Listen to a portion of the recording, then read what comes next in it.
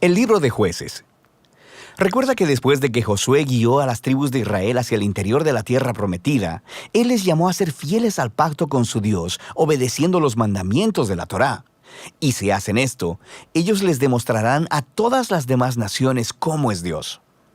Así que Jueces comienza con la muerte de Josué y básicamente cuenta la historia del completo fracaso de Israel. El nombre del libro viene del tipo de líderes que Israel tuvo en este periodo.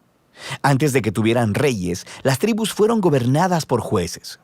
Ahora, no pienses en algo como una corte. Estos eran líderes regionales, político-militares, algo así como un jefe tribal. Y necesita ser advertido, el libro de Jueces es muy perturbador y violento. Cuenta la historia de la corrupción moral de Israel, de su mal liderazgo y básicamente de cómo vinieron a ser semejantes a los cananeos. Pero esta triste historia también debe generar esperanza para el futuro, y puedes ver esto en la manera en que el libro está diseñado. Hay una larga introducción que prepara el escenario para el fracaso de Israel, porque ellos no expulsan a los cananeos que quedaron. Luego tenemos la gran sección principal del libro, con historias acerca de la creciente corrupción de los jueces de Israel. Y la progresión de la narración muestra cómo los líderes de Israel pasan de bastante buenos, a malos y a peores. La sección final es bastante perturbadora y muestra la corrupción del pueblo de Israel en su totalidad.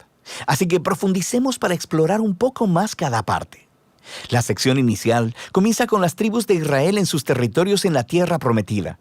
Y aunque Josué derrotó algunas de las ciudades cananeas claves, todavía había mucha tierra que conquistar y muchos cananeos viviendo en esas áreas. Así que el capítulo 1 incluye una larga lista de grupos cananeos y ciudades que Israel no expulsó de la tierra. Ahora, recuerda, el objetivo de expulsar a los cananeos era evitar que Israel adoptara la corrupción moral y la manera de adorar a sus dioses mediante el sacrificio de niños. Dios llamó a Israel a ser un pueblo santo, y esto no estaba sucediendo. El capítulo 2 describe cómo Israel simplemente se estableció junto a los cananeos y adoptó todas sus prácticas culturales y religiosas, y la historia se detiene justo aquí. Por casi un capítulo entero, el narrador nos da una vista general de todo lo que está a punto de suceder en el cuerpo del libro. Esta parte de la historia de Israel, dice el narrador, es una serie de ciclos en espiral descendente. Israel se vuelve como los cananeos, así que pecarían en contra de Dios. De manera que Dios les permitiría ser conquistados y oprimidos por los cananeos, y eventualmente los israelitas verían su error y se arrepentirían. Así que Dios levantaría a un libertador, un juez de entre Israel, que derrotaría al enemigo y traería una era de paz. Pero Israel eventualmente volvería a pecar, y el ciclo volvería a empezar.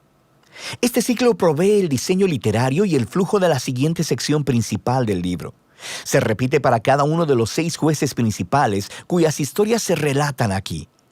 Ahora, las historias de los primeros 3 jueces, Otoniel, Ahod y Débora, son aventuras épicas, pero también son historias extremadamente sangrientas.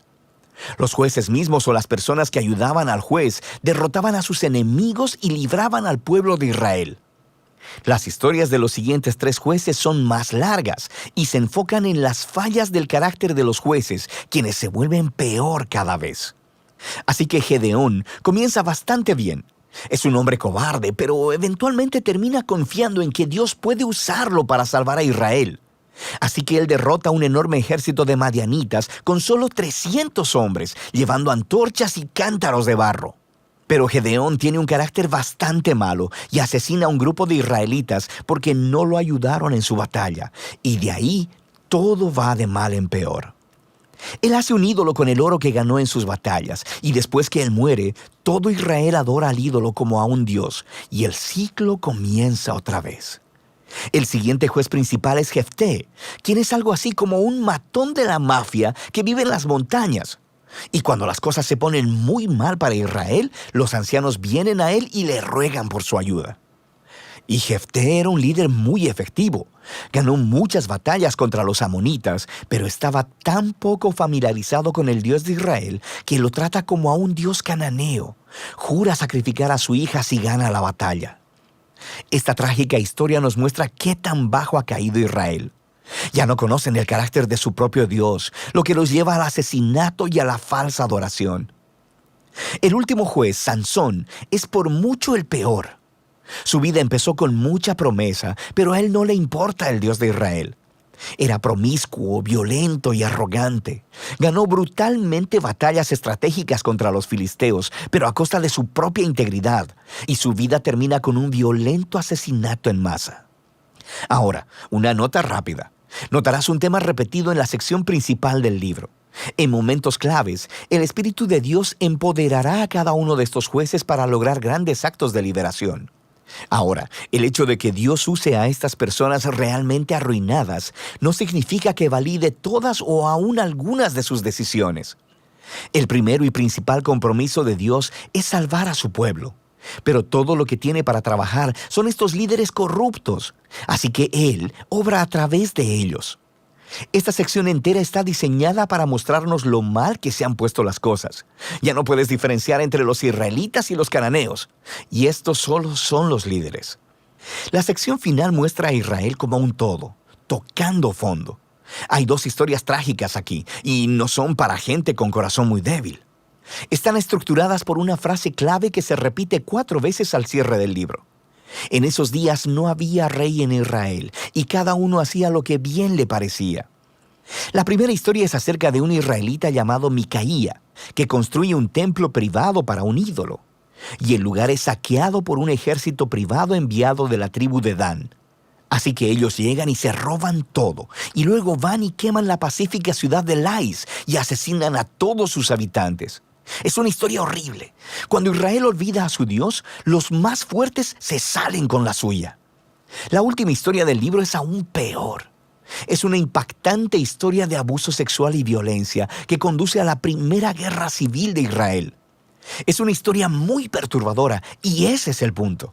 Se supone que estas historias sirvan como advertencia. El descenso de Israel a la autodestrucción es el resultado de apartarse del Dios que los ama y quien los salvó de la esclavitud en Egipto.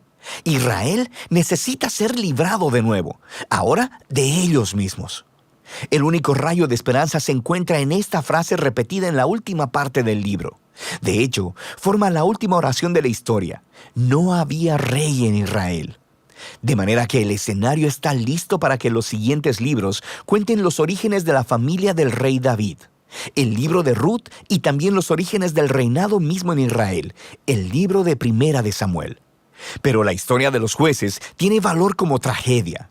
Es una explicación que nos trae sobriedad, nos demuestra la condición humana y al final apunta hacia la necesidad de la gracia de Dios enviando un rey que rescate a su pueblo. Y de esto trata el libro de Jueces.